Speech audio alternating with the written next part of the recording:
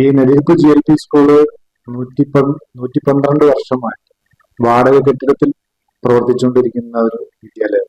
അത്രയും പഴക്കമുള്ള കെട്ടിടത്തിലാണ് ഇന്നും അവിടെ അധ്യയനം നടത്തുന്നത്. ഈ വാടക കെട്ടിടത്തിലായതുകൊണ്ട് തന്നെ ഏറ്റവും പ്രധാനപ്പെട്ട പ്രശ്നം ഇൻഫ്രാസ്ട്രക്ചർ ഡെവലപ്മെന്റിനുള്ള ഒരു ഫണ്ടും ഗവൺമെന്റിൽ നിന്നും ആ സ്കൂളിന് ലഭിക്കുന്നു. അതുകൊണ്ട് തന്നെ നിലവിൽ അവിടെ പഠിക്കുന്ന വിദ്യാർത്ഥികളുടെ ഇൻഫ്രാസ്ട്രക്ചർ, അവർ പഠിക്കുന്ന സ്കൂളിന്റെ ഇൻഫ്രാസ്ട്രക്ചർ എന്ന് പറയുന്നത് വളരെ ശോചനീയമായ അവസ്ഥയിലാണ് ഇപ്പോൾ ആ സ്കൂൾ നിലനിൽക്കുന്നത്. അപ്പൊ ഇതിനൊരു പരിഹാരം ഉണ്ടാകണം എന്നുള്ള രീതിയിൽ നമ്മൾ തുടക്കത്തില് ഈ സ്ഥലം ഏറ്റെടുത്തു കഴിഞ്ഞാൽ, മുനിസിപ്പാലിറ്റി ഏറ്റെടുത്തു കഴിഞ്ഞാൽ പിന്നീട് ഇൻഫ്രാസ്ട്രക്ചർ ഡെവലപ്മെന്റിനുള്ള ഫണ്ടെല്ലാം ഗവൺമെന്റിൽ നിന്ന് ലഭിക്കുമെന്നുള്ള ഇൻഫർമേഷൻ നമുക്ക് ലഭിച്ചു.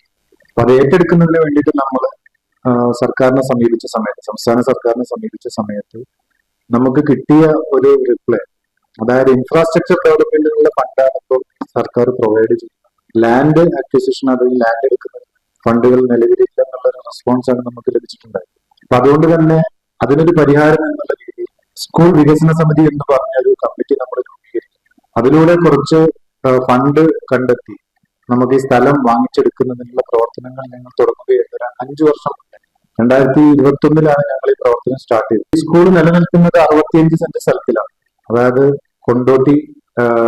കൊണ്ടോട്ടിയിൽ നിന്ന് മഞ്ചേരി ഭാഗത്തേക്ക് വരുന്ന ദേശീയപാതയുടെ തീരത്ത് 65 സെന്റ് സ്ഥലത്താണ് ഈ സ്കൂൾ സ്ഥിതി ചെയ്യുന്നത്. നിങ്ങളെല്ലാവരും കണ്ടിട്ടുണ്ടാവും. റോഡ് സൈഡിൽ തന്നെ ഇവിടുന്ന് പോകുന്ന റൈറ്റ് സൈഡിലുള്ള സ്കൂളാണ്.